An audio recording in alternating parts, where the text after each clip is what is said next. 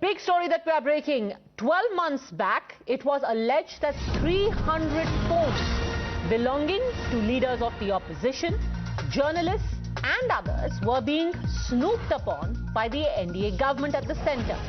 Successive parliament sessions witnessed disruptions. Many days the work of the parliament was completely stalled. Multiple pleas that demanded judicial intervention into the Pegasus snoop gate was filed. They got their way, and the Apex Court in October set up a technical committee headed by a retired judge to carry out a detailed examination.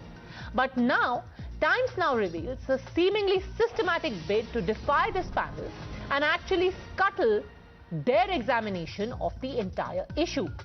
Interestingly, it is the same people who alleged that there were citizens who were being spied upon.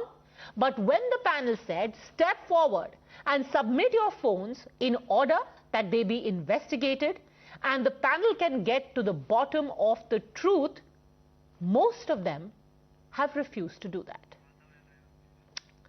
Madhavdas Krishnan is joining us live on the story. First, explain to us who were the people who were summoned or who were asked to join the investigation and what response did they give? Madhav.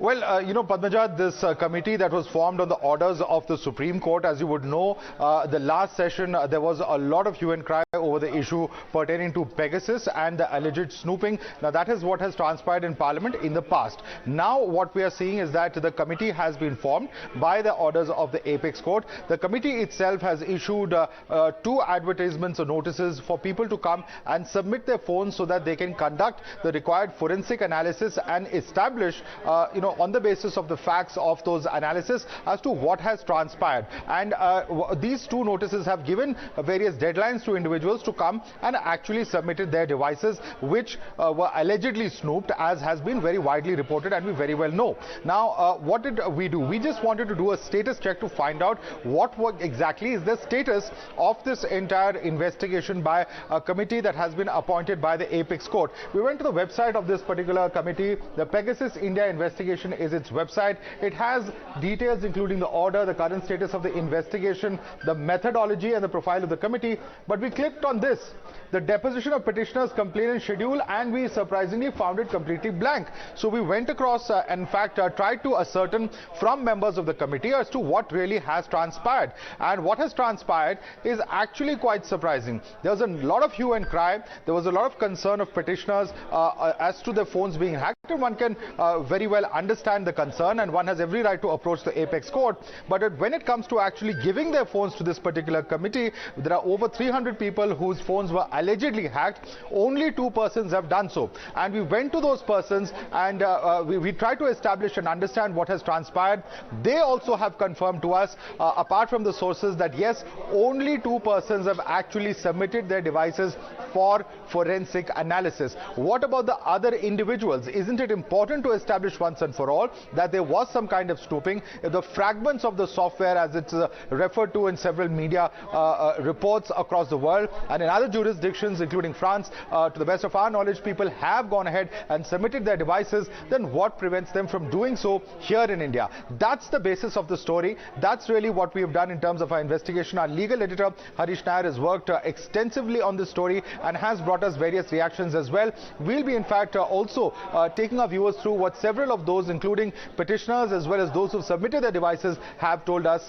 But for the moment, the crux is this: of the 300, only 2 persons who have submitted their device before the Supreme Court appointed committee. In fact, stay with me, because little headway has been made in this case since October, as only 3 out of the alleged 300 devices were actually submitted for forensic analysis. Here is what a top source has told us. I expected a lot of journalists and petitioners and opposition leaders like Rahul Gandhi, Abhishek Banerjee, whose phones were also tapped. Opposition leaders will come out. Yesterday I tweeted to Rahul Gandhi also. You're talking a lot on the Pegasus issue.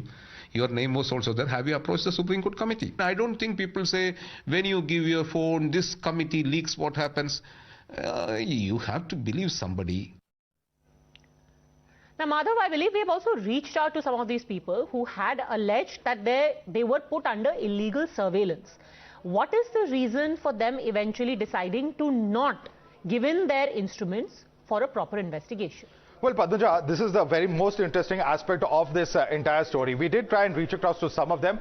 Some of them spoke on record, some refused to come on record. But the crux of their concerns were this. At least 2 or 3 issues that we understand were given by several of these petitions for not submitting their devices. One is the issue of privacy. Now, when we spoke to members of the committee, they said that they have assured them that the individuals who would be submitting their devices, and they wanted to allay their fears, that they could delete all their private data, and they could even see what is the copy that is being made by the Supreme Court committee for their purposes of investigation. That fear has been allayed. They've also said that we've guaranteed that it is a 2 to 3 hour process of copying the entire device, and that will happen on the same day. They will be given the device back within the gap of 2, 3 hours or 4 hours or whatever, however long it takes to actually copy that particular device. And thirdly, of course, there are various individuals. One of the petitioners we spoke to on record also has come out to say that this is a source of livelihood, so they cannot permanently submit their devices. That fear too, sources in the committee say, has been allayed. So what then is the reason left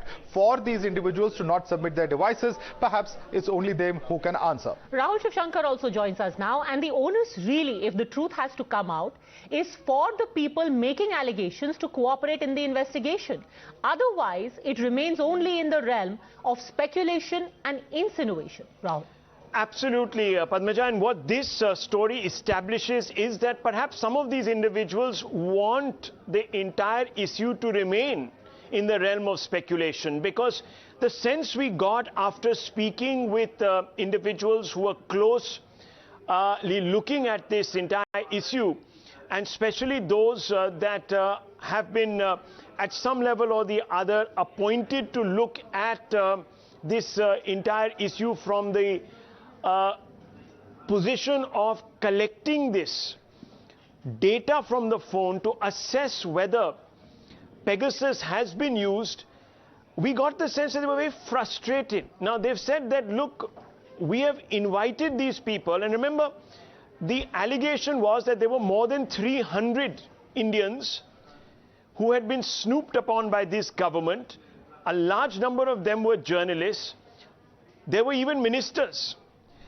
And what we expected, of course, and this is what sources are telling us, what we expected, they say, is that these individuals would have come straight to us to say, here is our phone, we are here in person, establish the facts. Now, what we are being told is that the members of the committee had told these individuals that, look, you can be present when we are looking at your telephone, so that there is no question of us doing anything with the gadget.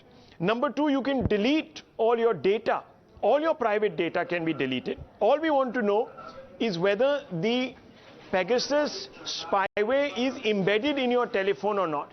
And thirdly, we will give it to you there and then in your hand. And in fact, one particular individual who submitted phone has said that the process was very simple. Went there, the committee members who are the experts, and obviously there are individuals who have been appointed to do this, technicians, downloaded the data, and within 2 hours gave the phone back. We were right there and we went away. So it was a painless procedure, and there was no real sense that the state was wanting to use this data or the personal data, or try to sort of, in any way digress from the main aim of this investigation. So the feeling one gets is that there is an attempt here to either stall, stretch out, or perhaps frustrate the committee.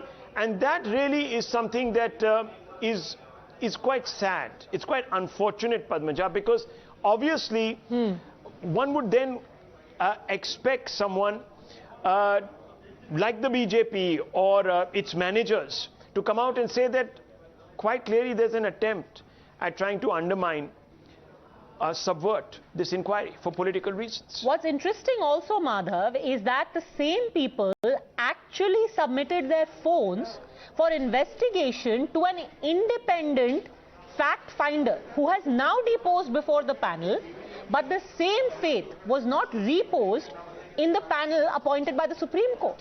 So they had an independent person look at their phones and say, yes, I think there is malware, there is Pegasus, there was definite snooping, there was surveillance, but the same faith is not there in the Supreme Court appointed panel. Well, there has been a lot of back and forth on this issue, Padmaja. We all know the nature of allegations that have been made, and there are even several strong political charges that have been made. There have been instances of leaders, picking up their phones on the dais while they are addressing people. Now, leave that aside. The fact is that, as you rightly mentioned, if they can go to a third party, then what prevents them from actually coming before a Supreme Court mandated committee to look into this entire matter? One could have still understood if it was an agency, and agency is a subject of much political mudslanging matches that take place between political leaders. But given the fact that these are all individual experts from varied institutions from different states of the country and are persons of repute, and also remember that the Supreme Court itself is monitoring the entire process. If there is any lapse by this committee, that too can be appealed by the court, so towards the court. So given such safeguards, what prevents these individuals now from coming before the committee is certainly a very pertinent question to ask, because otherwise we will never know for certain what has actually transpired as far as the entire Pegasus alleged Snoopgate is concerned. Just stay with me, Rahul and Madhav, because we just want to remind our viewers, because this has become a very big issue politically, and it is likely to be one even in the ongoing budget session. Let's remind you how former Congress President Rahul Gandhi had alleged that the NDA is snooping on him and others via his phone. Listen. मेरा phone tap किया, ये मेरे privacy का मामला नहीं है, ये राहुल गांधी की प्राइवेसी का मामला नहीं है। मैं विपक्ष का एक नेता हूं, मैं जनता की आवाज उठाता हूं, ये उस पर आक्रमण है। Instead of giving money to the poor, you are spending lots of money for spygiri, spying, beating, killing, and talking too much, doing nothing. Now because of Pegasus, can you imagine? I have done one thing, I am showing you. देखो हम पूरा इसको plaster कर दिया। क्या करेगा? Phone लगा के क्या करेगा? कैमरा में पूरा तुल लेता है। हम ऑडियो में भी बात करते हैं तो, फेस टाइम में भी करते हैं तो, वीडियो में भी करते हैं तो, मैं कैमरा का ही पूरा प्लास्टिक प्लास्टर लगा दिया। एक गवर्नमेंट ऑफ इंडिया को भी प्लास्टर लगाना चाहिए, नहीं तो देश बर्बाद हो जाएगा, देश को बर्बादी हो जाएगा। All right, let's just remind our viewers that the appointment of this committee was done on October 27 last year. It is under the supervision of retired Supreme Court Judge Justice R.V. Ravindran and has a 3-member technical committee which includes Dr. Naveen Kumar Chowdhury, Dean of National Forensic Sciences University, Dr. Prabhakaran, who is a professor at Amrita Vishwa Vidyapeetham, and Dr. Ashwin Anil Gumaste, who is the Institute Chair Associate Professor at IIT Bombay. Now, it's also very interesting that while the investigation doesn't see cooperation of many people, the same people are now preparing to ring-fence the government again on the Pegasus issue in the current budget session. Rahul. Look, Padmaja, I think that one really needs to look at the politics around this issue. Now, the reason this expert committee was set up was because some of these individuals turned petitioners and went to the court and said, look, we want clarity on 3 things. Number one, if these phones were the subject of tapping, do they carry spyware? And number 3, did the government actually purchase this particular spyware and misuse it? Now, if you look at the way the narrative is shaped, immediately the Supreme Court said the government cannot hide behind national security to avoid these tough questions. So we are setting up an expert committee. Number one, to assess not whether the government purchased the spyware, but whether the government illegally in some way impregnated the mobiles of these individuals with the spyware to, as Mamta says, extract information, or as Rahul Gandhi said, to extract information. Now, if that is indeed the case, why wouldn't you go straight to the Supreme Court expert committee that has been set up precisely to determine this and submit your phone? Is it that you don't trust the experts? You don't trust the intent of the Supreme Court, which, by the way, sided with you by saying the government can't hide behind national security at all times? This is an issue of not only propriety but also privacy, which is guaranteed as a fundamental right under the Constitution. So when the government, which obviously wanted to push this aside, was snubbed by the Supreme Court's Chief Justice himself. Why would you doubt the intention of a committee that has been set up at his behest? That is the question that obviously comes forth, and that answer, unfortunately, I believe, can't be separated from the politics. There is an attempt to try drag this out, keep the suspense going, because it provides ammunition to these individuals to constantly paint the government in a poor light. You've just had the NSO chief come out and say, in fact, one of the top executives in that company has come out and said in Israel that, look, don't hang us. We provide a service. The governments of these countries, whether it is India or Israel, trade arms, which are far more harmful to humanity than this. And if really you're interested in finding out the truth, as Indian politicians swear that they are, they would surely want their phones under supervision to be examined by this committee so that the truth can come out. The only reason they're perhaps stonewalling is because they want the politicians, the politics to continue. So close to 300 people said that their phones had been compromised. They had, and 2 have shown up. And 2, just 2 have shown up. One of them, in fact, is journalist. Let's listen in again to what he told us about how he cooperated with the process and whether he faced any of the problems that is being apprehended by the others who didn't show up. Listen in. I expected a lot of journalists and petitioners and opposition leaders like Rahul Gandhi, Abhishek Banerjee, whose phones were also tapped. Opposition leaders will come out. Yesterday I tweeted to Rahul Gandhi also. You're talking a lot on the Pegasus issue. Your name was also there. Have you approached the Supreme Court committee? I don't think people say, when you give your phone, this committee leaks what happens. You have to believe somebody. So, Madhav, what happens from here on? Already there has been, on the 2nd of January, if not mistaken, the Supreme Court had asked everyone to step forward. It's been close to a month. Now, how long is the panel expected to wait? And if nobody else turns up, what happens? Well, you know, it's very interesting, Padmaja, because right from the time that this issue was first reported, you know, several of those whose phones were suspected to be tapped, including those who work with top politicians, you know, there were several excuses being given. Some said they had lost their phone, others had said the phone had been stolen. Those who work in certain areas certainly did not want to submit their phones, and one can understand perhaps for different reasons of privacy, certain individuals may have issues. But if people are coming out, approaching the court for justice, if they are coming out to say that they have been snooped upon, then how is it that that aspect will be established?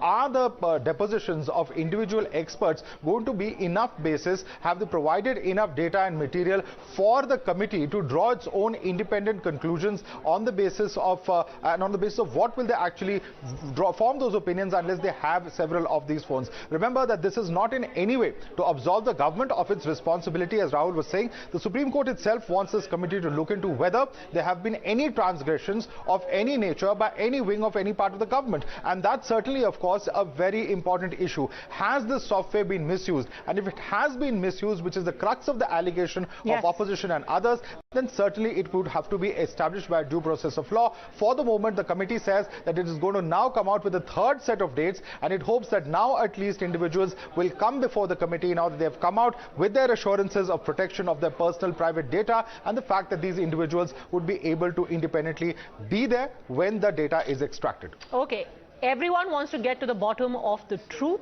and the truth cannot be out until the evidence is examined. And that really is the crux of this entire story, that if 300 people make allegations, why have only 2 turned up? Madhav, for getting us the details, thanks very much for joining us.